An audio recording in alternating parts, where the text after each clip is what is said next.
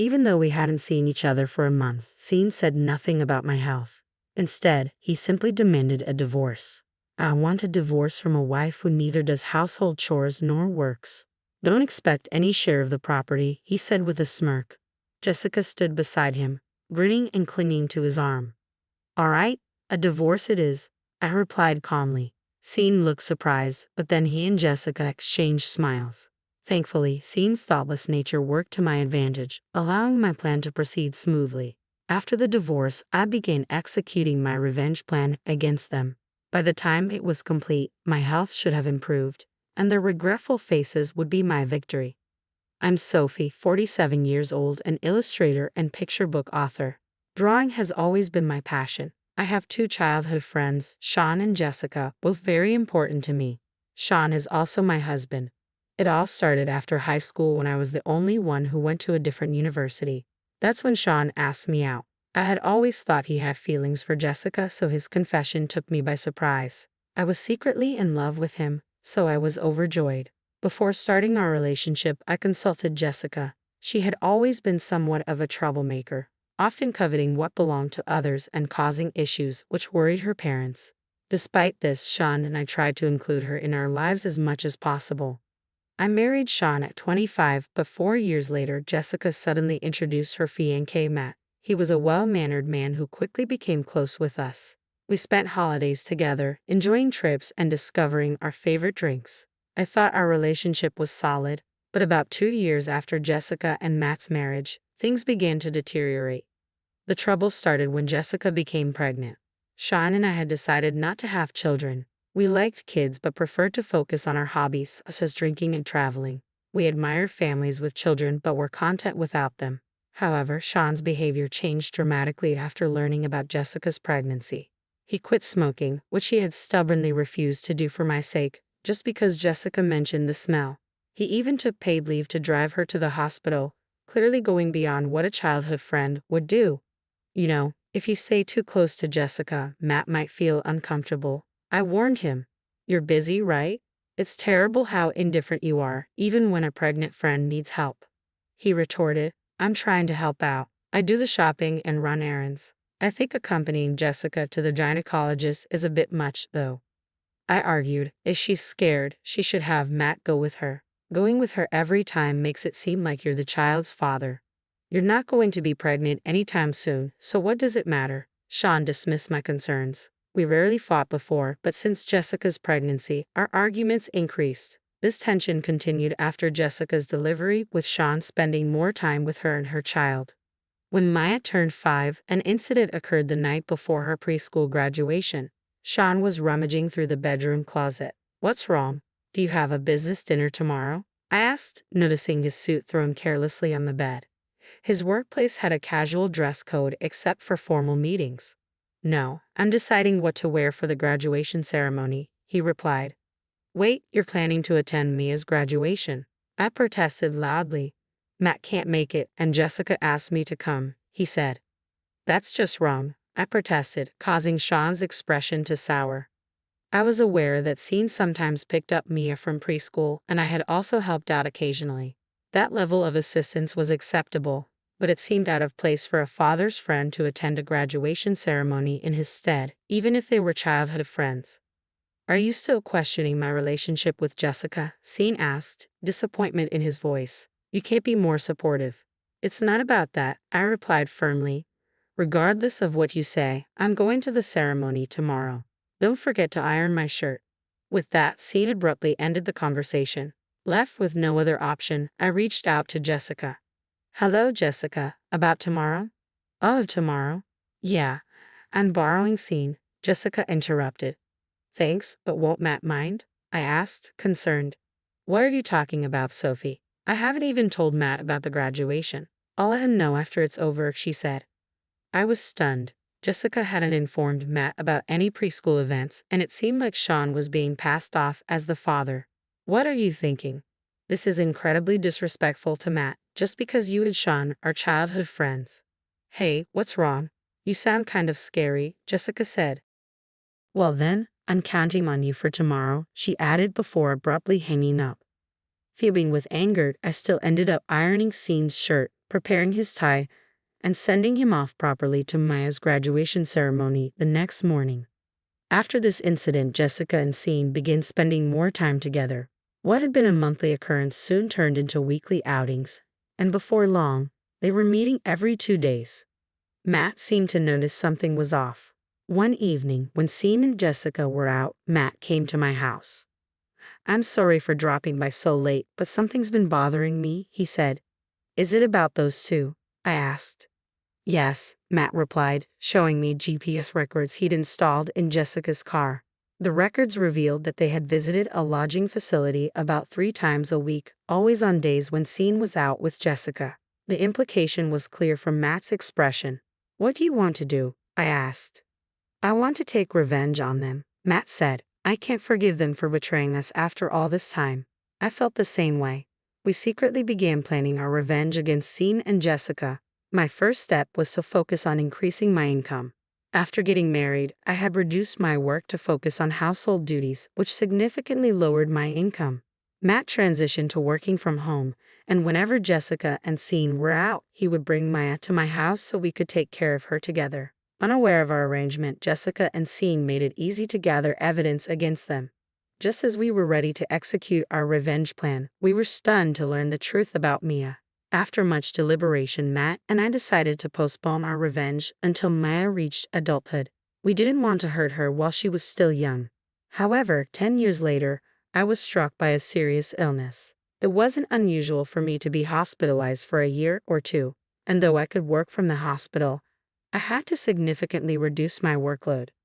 I immediately informed Matt of my situation and discussed it with Scene.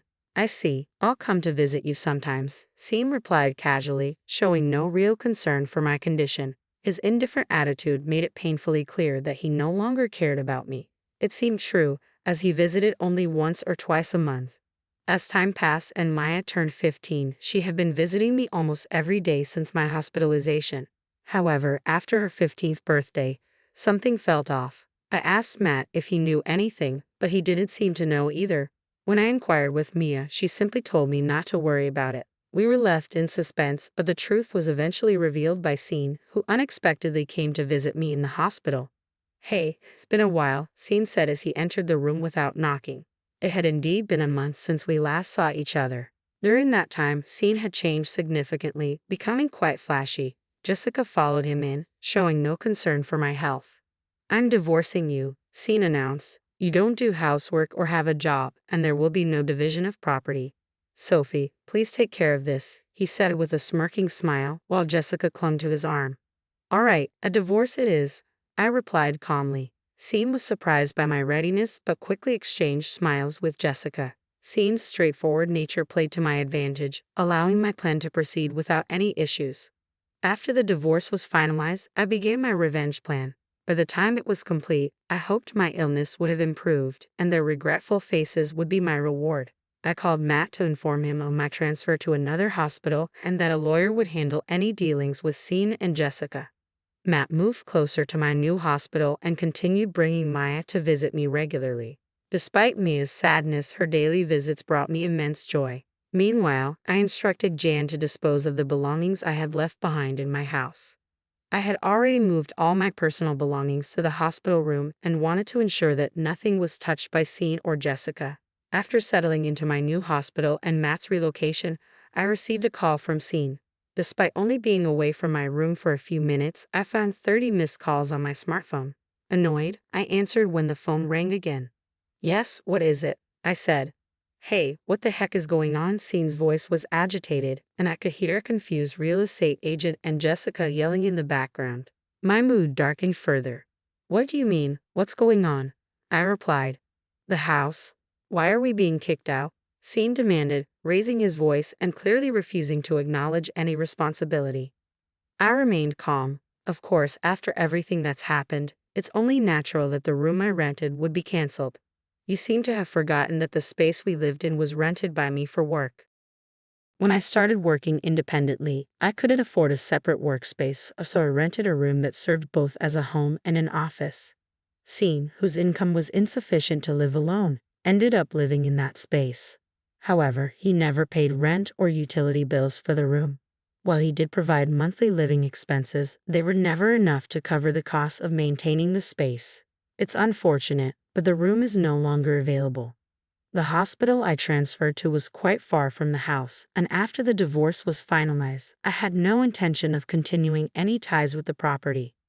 I proceeded with the cancellation process without contacting Scene, as the real estate agent who understood the situation had promised to handle it for me. It seemed that Matt and Maya had also suddenly disappeared, and their house might have been sold. What are we supposed to do now? Where will we live? Scene's frustration was evident. Well, you might have to stay in a business hotel for the time being, I suggested, starting to work on my smartphone with the speaker mode on. Scene, clearly irritated, demanded, "Don't be ridiculous. Pay me $2,000 a month as an apology for selling the house." I was taken aback by his unreasonable demand and stayed silent. Scene's voice grew louder. "Hey, don't just stay quiet." I coldly responded, "No way am I paying you any money." Scene looked momentarily stunned but quickly raised his voice again. My patience was wearing thin. We're divorced and no longer have any ties. Don't contact me anymore. We'll communicate through our lawyers from now on. Wait for their contact. What? A lawyer? Hey, wait, Scene tried to continue, but I cut off the call, no longer interested in his complaints. After ignoring several repeated calls, they eventually stopped. Scene, perhaps annoyed by my silence, began avoiding any contact from the lawyer as well. His childish behavior was frustrating, but I had expected it. Months later, after a temporary improvement in my health, I visited Scene's parents' home. Scene and Jessica were there, looking anxious. "You're being unfair talking to my parents like this," Scene said. "I just came to inform them of the divorce," I replied. Scene glared at me for a moment, but then shrank under his father's stern gaze.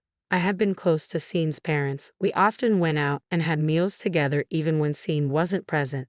Given how well they treated me, I felt it was important to explain the situation.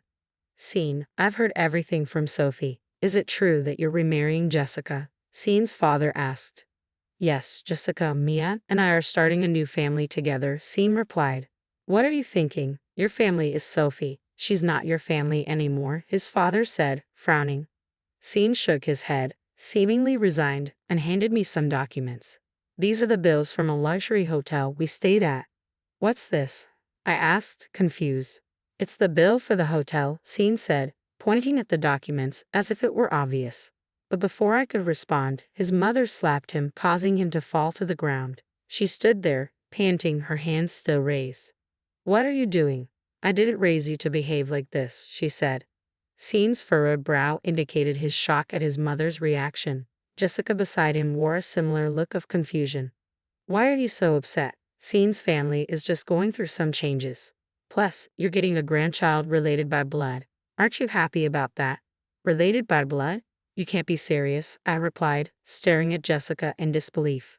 My in-laws had always treated me as their own daughter, even though they knew I didn't want children. They had also cherished Jessica as she was my son's childhood friend. I knew my mother-in-law would be deeply displeased with the situation, and Jessica should have understood that. "You've always loved Mia. Now she's going to be your granddaughter. You should be happy about that," Jessica said. "She's the child of someone I've known since she was little. Of course she's dear to me. But she's also Scene's child," I responded. Jessica showed no sign of remorse and seemed genuinely puzzled by her lack of understanding, which was unsettling. Then Mia, who had been silently fiddling with her smartphone in the corner, spoke up. "Stop it. It's disgusting," Maya said without looking up. "My father is only my dad. Whether or not we're related by blood doesn't matter.